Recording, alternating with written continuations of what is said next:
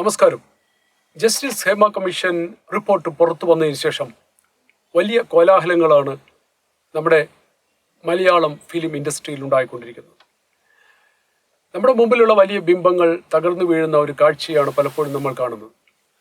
ഇപ്പോൾ കണ്ടത് 3-4 പേരുടെ പേരുകളാണെങ്കിൽ, അല്ലെങ്കിൽ കേട്ടത് ഇനി വരാൻ പോകുന്നത് അതിനേക്കാൾ വലിയ വലിയ പേരുകളായിരിക്കും എന്നുള്ളതാണ് ഒരു പക്ഷേ എല്ലാവരെയും ആകാംക്ഷയുടെ മുൾമുനയിൽ നിർത്തുന്നത്.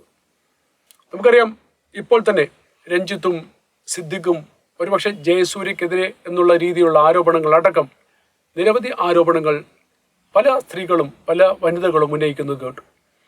ഇതിന് പ്രതികരിക്കുവാൻ അമ്മയോ WCCO എന്നിവരെ തയ്യാറായിട്ടില്ല. അതെന്തുകൊണ്ട് തയ്യാറായിട്ടില്ല എന്നുള്ളത് പൊതുജനങ്ങൾക്ക് എല്ലാവർക്കും വ്യക്തമായും കൃത്യമായും അറിയാം. ഇവരൊക്കെ പറയുന്നത് തങ്ങൾ ഇതിനു മുമ്പ് തന്നെ ഇത്തരത്തിലുള്ള ആരോപണങ്ങൾ ഉന്നയിച്ചിട്ടുണ്ട്, സ്ത്രീകൾ സുരക്ഷിതരല്ല ഈ ഇൻഡസ്ട്രിയിൽ എന്നുള്ളതിനെക്കുറിച്ച് ആരോപണങ്ങൾ ഉന്നയിച്ചിട്ടുണ്ടോ എന്ന് തന്നെയാണ് ഇപ്പോൾ ആരോപണം ഉന്നയിക്കുന്ന ഓരോരുത്തരും പറയുന്നത്. പക്ഷെ ആ ആരോപണങ്ങൾ എവിടെ പോയി? അമ്മ എന്ന് പറയുന്ന ഒരു സംഘടന, സ്ത്രീകളുടെ സുരക്ഷിതത്വം മുൻനിർത്തിക്കൊണ്ട് പ്രവർത്തിക്കുന്ന WCC, ഈ സംഘടനകളെല്ലാം ഇത്തരത്തിലുള്ള ആരോപണങ്ങൾക്ക് എന്തുകൊണ്ട് ശക്തമായി പ്രതികരിക്കുന്നില്ല? പണ്ട് എന്തുകൊണ്ട് ഇവർ മുന്നോട്ട് വന്നില്ല? ഈ ചോദ്യങ്ങൾ നമ്മൾ ചോദിക്കേണ്ടതാണ്.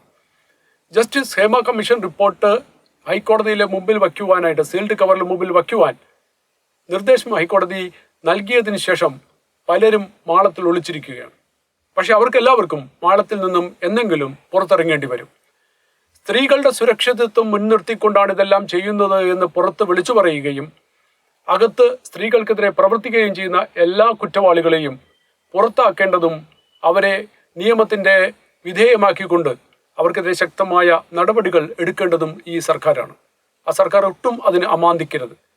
മറ്റുള്ള പല തെളിവുകളും, ഒരു സ്ത്രീ ഒരു തെളിവ് പറഞ്ഞാൽ തെളിവായിട്ട് അംഗീകരിക്കുന്ന ഈ അവസ്ഥയിൽ ആ തെളിവുകൾ കൃത്യമായിട്ട് അംഗീകരിച്ചുകൊണ്ട് അന്വേഷണമെങ്കിലും നടത്തി ഇത്തരത്തിലുള്ള വ്യക്തികൾക്കെതിരെ നടപടികൾ എടുക്കുവാനായിട്ട് സർക്കാർ തയ്യാറാവണം. സർക്കാരും പോലീസും തയ്യാറാവണം. അതാണ് വേണ്ടത്. എന്തുകൊണ്ട് അമ്മയുടെ ഭാരവാഹികൾ മിണ്ടാതെ ഇരിക്കുന്നു എന്നുള്ളൊരു ചോദ്യം ഇവിടെ പ്രസക്തമാകുകയാണ്. അവരും എന്തുകൊണ്ട് പ്രതികരിക്കുന്നില്ല? എന്താണ് പ്രതികരിക്കുന്നതിൽ നിന്നും അവരെ പിന്നോട്ട് വലിക്കുന്നത് എന്ന ചോദ്യത്തിന് ഉത്തരവും ഈ അടുത്ത കാലത്ത് തന്നെ നമുക്ക് കിട്ടുന്നതാണ്. പല ശബ്ദരേഖകളും ഈ സിനിമാ മേഖലയിൽ ഓടിക്കളിക്കുന്നുണ്ട്. ആ ശബ്ദരേഖകൾ ആർക്ക് നേരെയാണ്, ഇല്ലെങ്കിൽ ആരെയാണ് വീഴ്ത്താൻ ഉപകരിക്കുന്നത് എന്നുള്ളതും നമുക്ക് വരും നാളുകൾ കാത്തിരുന്ന് കാണാം. മലയാളം ഇൻഡസ്ട്രി കടന്നു പോകുന്നത് വലിയ വെല്ലുവിളിയിൽ കൂടിയാണ്. ഈ വെല്ലുവിളി നേരത്തെ തന്നെ ഉണ്ടാകേണ്ടതായിരുന്നു.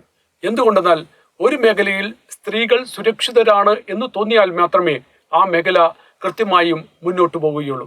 മേഖലകൾ പലതും മാഫിയകളുടെ കയ്യിലാകുമ്പോൾ ആ മാഫിയകൾ നിയന്ത്രിക്കുന്നത് എത്തരത്തിലുള്ള ആളുകൾ ആണ് എന്ന് ഈ സിനിമയുടെ ഈ കോൺട്രവേഴ്സി നമുക്ക് കൃത്യമായിട്ട് വെളിവാക്കി തരുന്നു. News desk, Swachh Bharat.